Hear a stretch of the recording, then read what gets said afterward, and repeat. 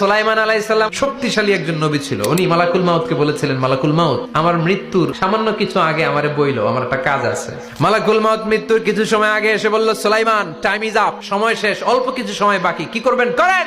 সাইয়েদনা সুলাইমান জিনদেরকে ডাকলো, ও জিনেরা, বিশাল একটা প্রজেক্ট আছে, প্রজেক্টে কাজ শুরু করো। আর কিছু জিনকে বলল, চারদিকে গ্লাস ফিটিং করা একটা রুম বানাও। সাইয়েদনা সুলাইমান আলাইহিস সালাম গ্লাস ফিটিং করা রুমের ভেতরে ঢুকলেন। এই রুমে ঢুকার দরজা নাই, হাতে একটা লাঠি নিলেন। কি নিলেন? লাঠির মধ্যে ভর করে দাঁড়িয়ে রইলেন আর জিনদের দিকে তাকিয়ে রইলেন। জিনেরা এত বদমাশ ছিল, সাইয়েদনা সুলাইমান দাঁড়িয়ে না থাকলে কাজ করতো না।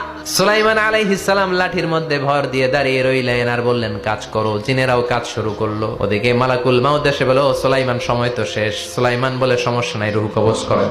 মালাকুল মাউত ওইভাবে লাঠিতে ভর দেওয়া অবস্থায়, দাঁড়ানো অবস্থায় সাইয়েদনা সুলাইমান আলাইহিস সালামের রূহ কবজ করে নিলেন। উনি এমন ভাবে দাঁড়িয়েছেন, রূহ চলে গেল, লাশ হয়ে দাঁড়িয়ে রইলেন। লাঠির মধ্যে দাঁড়িয়ে আছেন, জমিনের মধ্যে লুটিয়ে পড়ে নাই। সুবহানাল্লাহ। জিনগুলো দূর থেকে ভাবলো বস তো দাঁড়ায় আছে। জিনেরা মনে করছে বস দাঁড়ায় আছে, কাজ করতে হবে। করতে করতে পুরা প্রজেক্টের কাজ শেষ। ইন দ্য মিন টাইম ঝিঝি পোকা, উই পোকা, যেই পোকা কাঠ খেয়ে ফেলে, এই কাঠ খাওয়ার পোকা সুলাইমান আলাইহিস সালাম লাঠির ভেতরে ঢুকে লাঠিও খেয়ে ফেলেছে। সাইয়েদনা সুলাইমান আলাইহিস সালাম ধপাস করে জমিনে পড়েছে। আর জিনেরা কয়, হায় হায়, খালি খালি কাম করছে এতদিন।